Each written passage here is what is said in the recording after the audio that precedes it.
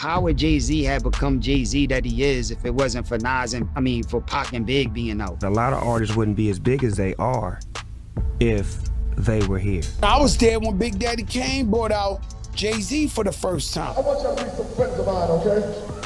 I want y'all to put your hands together for my brother Jay-Z. And Jay-Z started spitting, and you knew he was special because at the time, Big Daddy Kane wore the crown. He had it. For him to bring a young boy out there in Manhattan to get that boy to spit, there was things like that that was legendary to me. Me and Pac went in the studio and did a song together. And then them little dudes. Outlaws. Yeah. Outlaws. They came, like, as soon as we got there, they came up to Pac talking about, yo, Lauryn Hill dissed you, Mobb Deep dissed you, this and that, and da. So then Pac went in the studio and started writing some about, I think it might have been that. Hip-hop's biggest success story isn't what you think. Hip-hop's biggest success story has been sold as a lie for 30 years about Jay-Z's rise to the top. Hip-hop's biggest success story was really built on calculated betrayals, hidden cowardice, and removing anyone he saw as a threat.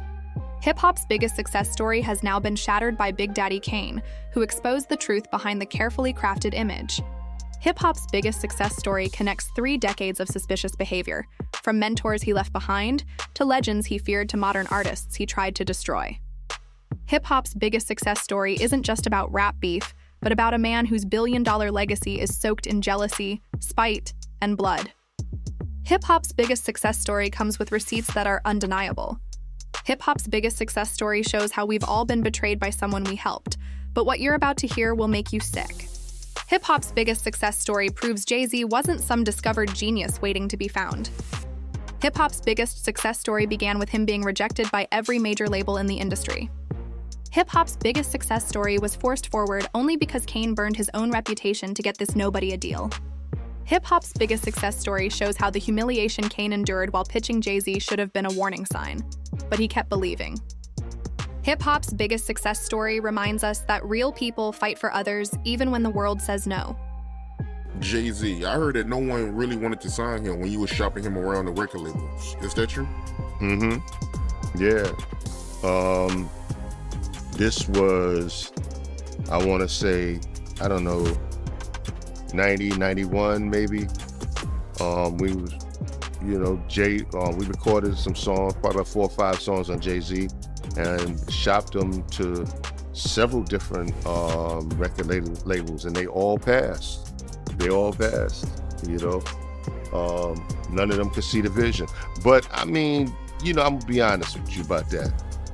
I'm glad, because I don't think that dude would be as successful and billionaire that he is had they signed him. Because this is when Jay was doing that, that fast rapping stuff, what him and Jazz O created. So he was doing that fast rapping thing. And, that style, it was hot for a minute and then it kind of went away, I think Twister may have been the only one that really survived that whole, era of that,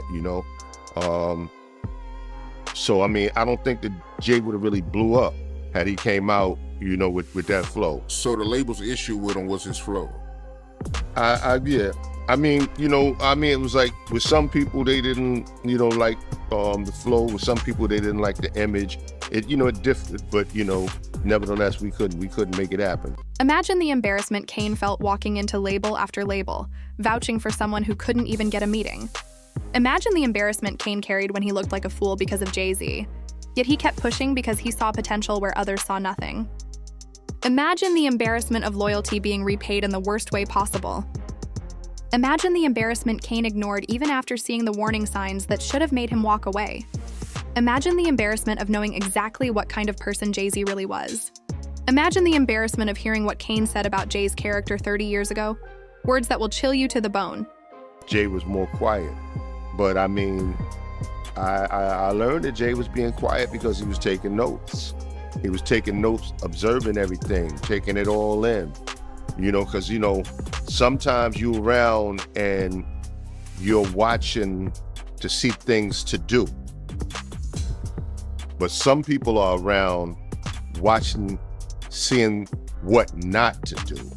You get it? That's how Kane described Jay-Z's behavior decades before the rest of us understood it.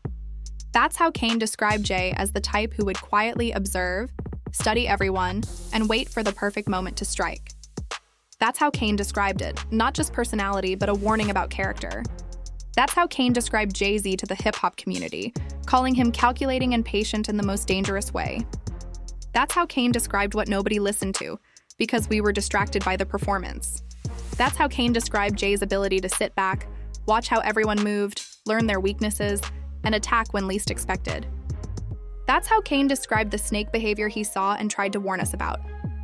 That's how Kane described what we were blind to until Jay-Z met someone he couldn't manipulate, couldn't control, and couldn't fool. That's how Kane described Tupac Shakur's impact, saying their first real interaction revealed exactly who Jay-Z was. That's how Kane described the moment that sparked one of the most vicious diss tracks ever and exposed Jay-Z's deepest fears. Me and Pac went in the studio and did a song together. And then them little dudes. Outlaws. Yeah. Outlaws. They came, like, as soon as we got there, they came up to Pac talking about, yo, Lauryn Hill dissed you, Mobb Deep dissed you, this and that, and da. So then Pac went in the studio and started writing some about, I think it might have been that. Think about what Kane described. He was in the studio when Tupac wrote Hit 'Em Up, the most devastating diss track in hip-hop history. Think about what Kane described, but also what he didn't mention.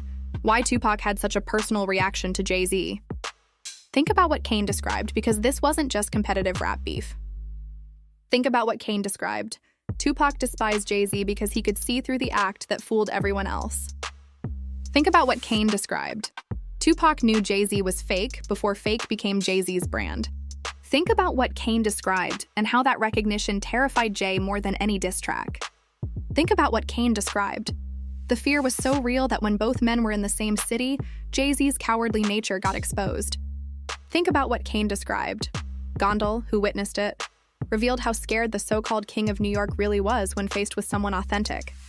The story is that Jay was gonna try to perform in Vegas, but Pac was in Vegas, and him and his dudes now. And they wasn't gonna let Jay-Z come out the hotel. They found out where Jay was at. And Jay wasn't gonna come out the hotel. He was gonna miss that performance or whatever like that.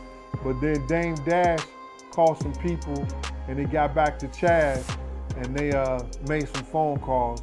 And Suge Knight had said, yo, that ain't me, bro. That's Pac with his wild self, man. I'm gonna call him off Jay. So he called the dogs off. Suge called Pac and they let Jay go do his concert and everything like that. You know what I'm saying? There was something that Big D and Chaz, you know, they took and I think probably Eric B, they talked to Suge about it and Suge talked to Pac and he allowed Jay to do his concert. So Tupac, he found out Jay-Z was performing in Vegas and he tried to stop that from happening. But after Suge Knight spoke with Tupac, he ended up performing. Yeah. So that story really is true. Tupac, he really had an issue with Jay-Z. He really didn't like him then. Not at all. This is the same man who raps tough, claims to run New York, and built an image of being untouchable. This is the same man who, when Tupac was alive and in the same city, was hiding in his hotel room like a scared child. This is the same man who would later call himself the greatest rapper alive, but was too afraid to step outside because someone with real talent and credibility was near. This is the same man whose cowardly nature is most obvious in what happened next.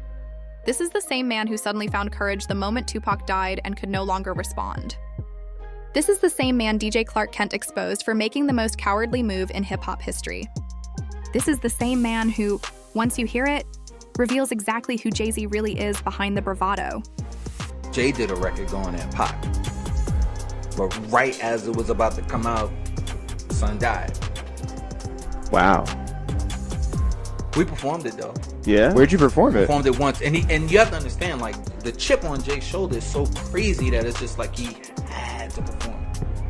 We was at the Apollo.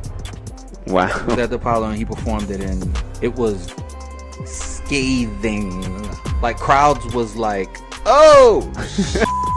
Like, it was super hard. Wow. Super hard. Like, if he was alive, there would have been no coming back. Like, nothing. Like going into like super ugly territory? No, this was so tough. Like to me,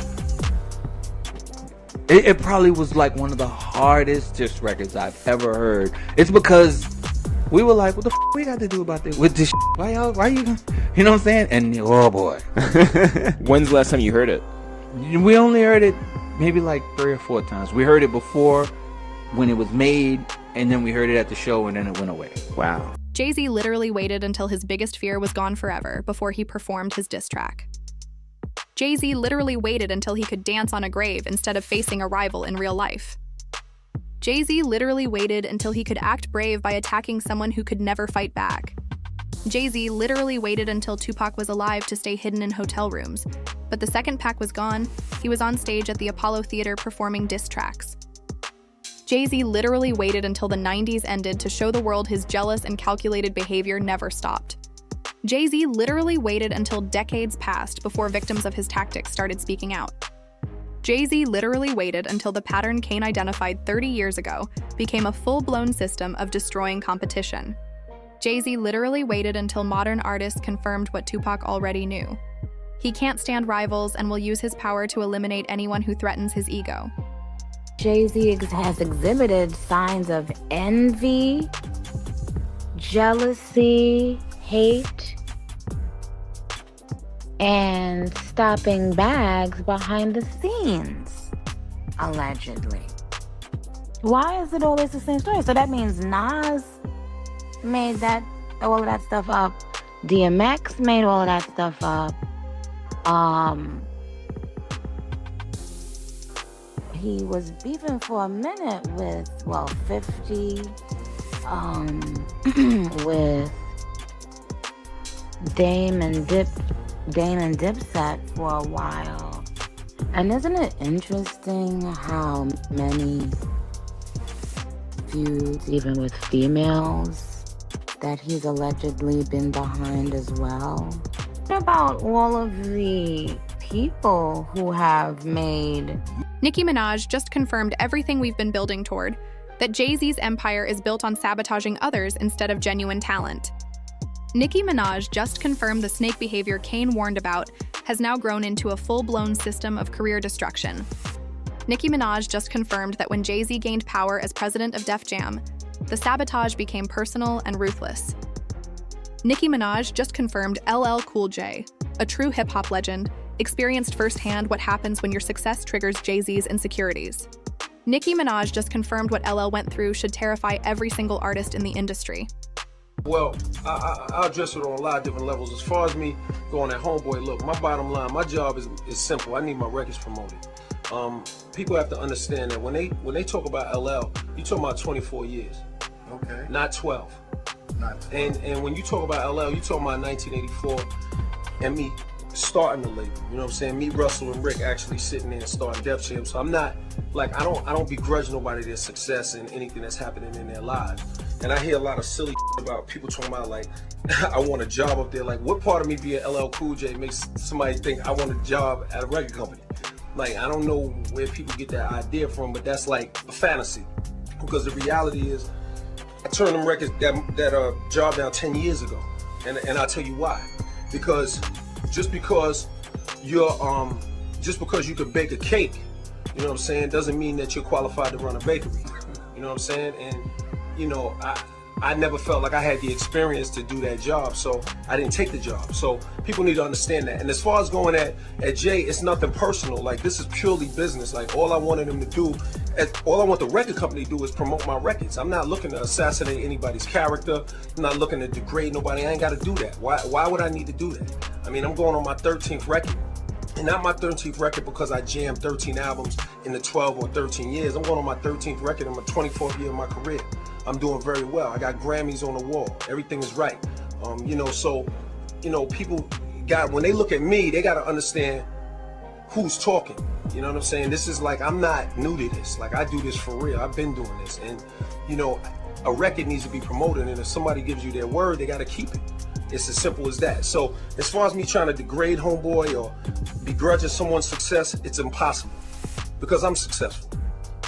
Extremely. You know what I'm saying? So I don't have to play those games. You know, I'm like some new cat that's looking to pick at somebody or take shots at somebody. I'm not looking to do that. They didn't promote my record. I want my records promoted, and that's what it is. And I met with them and told them the same thing to their faces. So this is not, you know, and as far as people talking about, oh, well, he could have got this person on the phone, I called. You don't pick up the phone, I fire a shot in the air.